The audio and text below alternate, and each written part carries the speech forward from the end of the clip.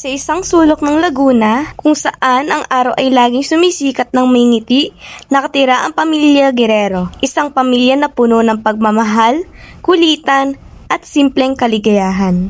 Amen!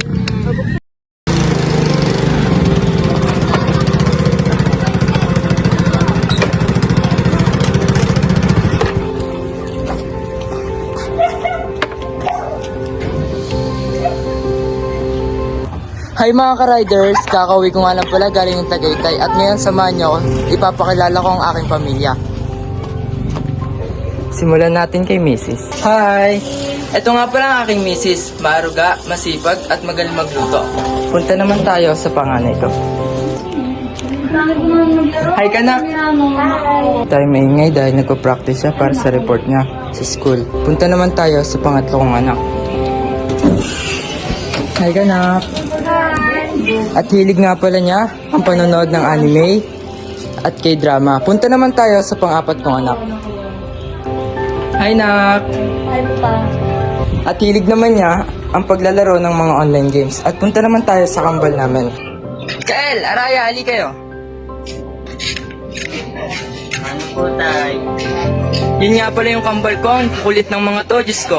At yung pangalawa ko palang anak ay panigurado nasa school pa. Kaya hanggang dito na lang muna mga ka-riders.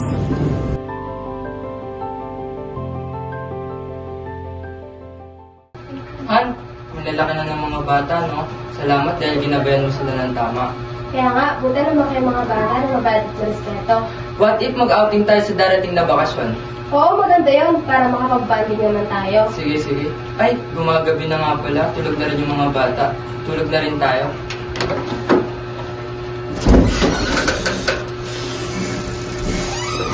Isang araw, hindi na nga nagtagal at napag-isipan na nga ng pamilya Guerrero na ituloy ang kanilang picnic.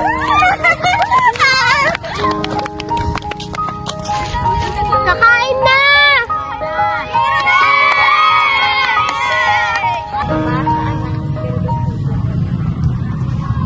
Panginoon, maraming salamat po sa binigay niyo biyaya ngayong araw na to at maraming salamat po.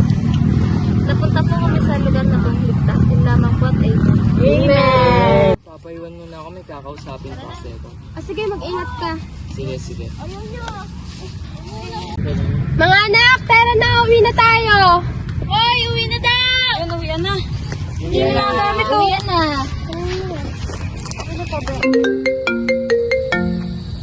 Hindi na pwede yan. Palagi na lang ganyan. Namimihasan na kayo. Hindi ko na kaya yung ginagawa nyo.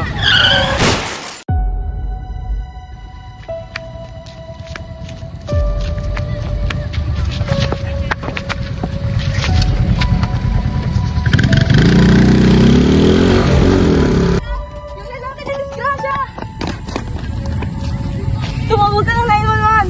Hello po, 911! May nabangga po dito sa Nara Street. Sa Nara Street po, pakibilisan po. Nag-iingalo na po siya. Salamat po!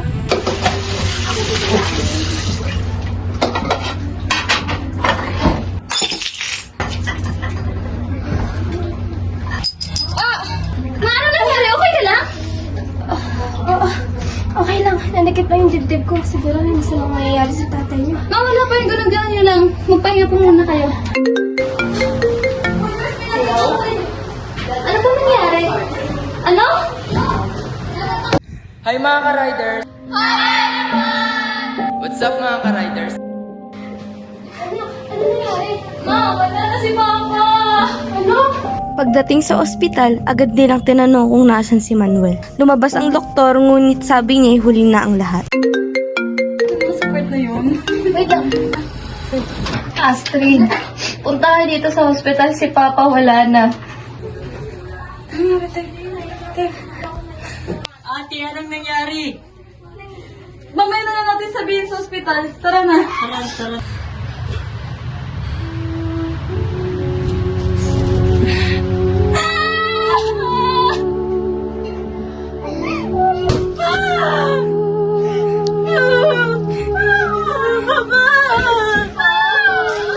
Lalaro ba tayo pa? Ang dami pa natin gagawin. Baka may hindi malaga.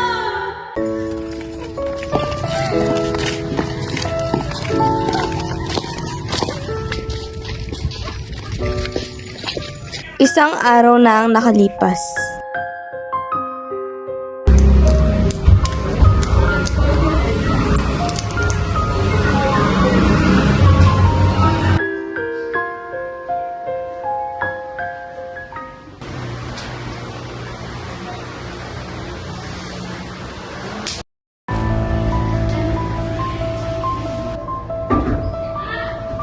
Anong ulam? Ma! Ma, ano nangyari sa'yo? Kael! Bakit? Bakit? Si Mama! Ma! Ma! Ma! Ma! Nangyari? Ano nangyari? Bakit kami tao? Tara, sumunod tayo. Miss Guerrero, kanina ka pa wala sa focus. Miss Guerrero, bakit lagi kang ganyan? Hindi na ikaw yung dating Guerrero na laging active sa school. May problema ka ba, nak? Huwag ka mayroong magsabi sa akin.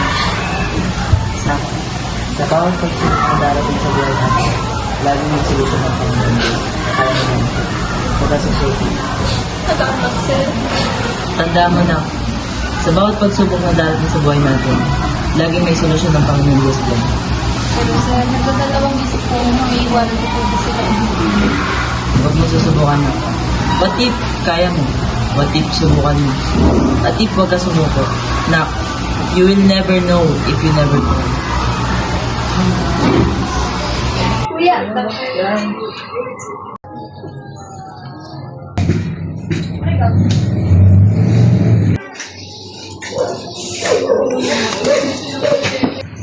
sobrang talaga naman po nito. Walang bayan sa binibigay na sa amin ng tatay. Maraming salamat po. Sobrang laki po, hindi po namin matatanggap. Tama lang yan para sa abot niya yung ginawa niyo. Maraming Salamat po. Nang dahil sa tulong na ibinigay ng magkapatid na sina Julius at Anya, si Nadine ay nagkaroon ng pag-asa na harapin ang lahat ng kanyang mga pagsubok.